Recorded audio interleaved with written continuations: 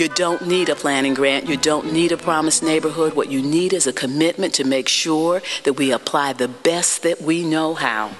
What you need is to have the capacity to be able to work together and tap the resources you already have. What you need is a commitment to results, because we do this work for results. We don't do it to be able to say, I worked on it. We do it to say, I solved it.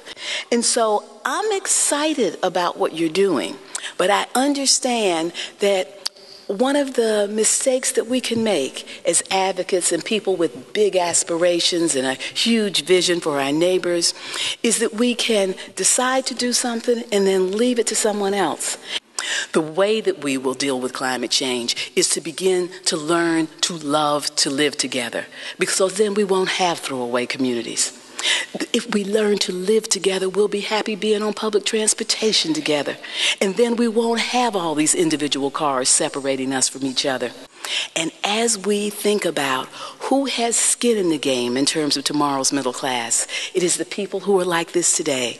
Children of color are the ones who will be the middle class. So if we just embrace our changing demographics, make the investments we need in the communities and in the future and in the economy, we have a bright future indeed, and we will have healthy communities. Thank you.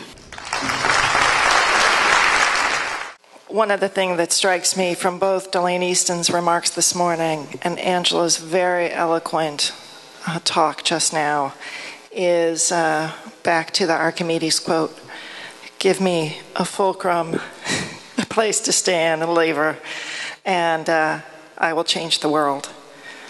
And I think love and knowledge are the fulcrum and the lever, and we are all the power to move it.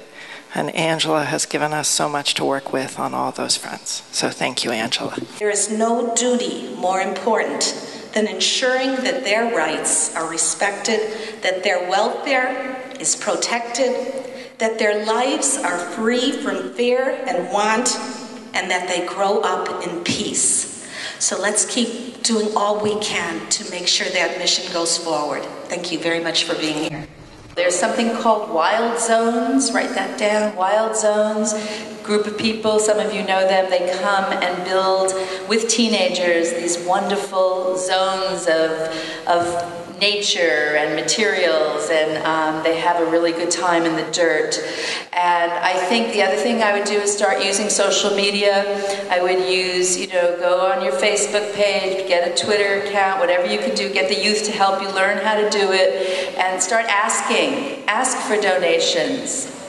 And do it way ahead of time, start in October instead of November, in terms of saying this is what we need. And one of the things that we heard overwhelmingly that people were concerned about was public safety, and particularly the safety of their children and the rise in youth-led violence here in Richmond. You can ask your funders to open some doors for you. And I have to say, as funders, we're somewhat judicious with this, because the number, you can only ask your peers so many times to take a look at another organization. But I think it's still worth asking your funders, I'm going to XYZ Foundation, would you be willing to introduce me?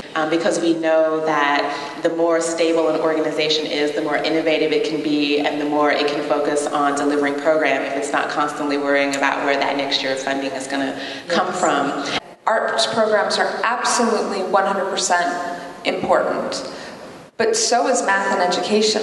I'd like to just take a step forward and talk a little bit about how foundations work. And this is no easy task. She cut the waiting times at the DMV from an hour to 21 minutes.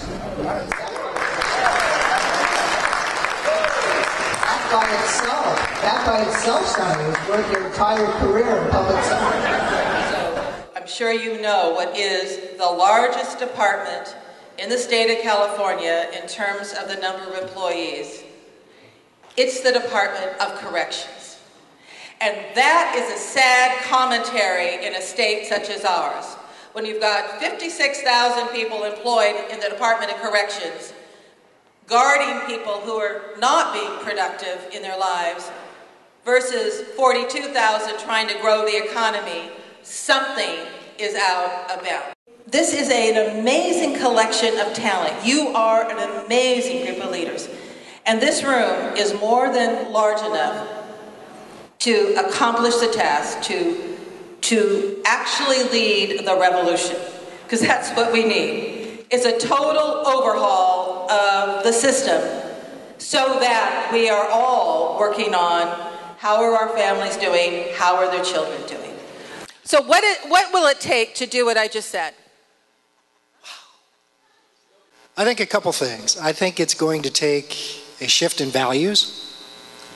I think that it is going to take an overhaul of our legislature and how we generate revenue and spend revenue for needed services, education, jobs and economic development, housing. It's going to take the closing of a number of our correctional facilities to free up dollars for the things that are more important. And I think ultimately it's going to take all of us sharing a common vision and using both our power as individuals and our power as a voting bloc to make this happen. Excellent answers. We don't call our money grants, we call them investments. They invest first in people, and that's who you are. The people who will get the job done. The the system that the United States uses is the punitive system, where when kids are arrested and caught, there isn't really anyone who tries to find out first why they did it, for what reasons, and what they're just doing is locking these kids up, and they're just being punished for their crimes. But what good is locking them up when, right after they come out of those detention centers, they've actually just gained more knowledge of how to commit more crimes? So what's the cause of that? It's because youth of color are committing more crimes. Wrong.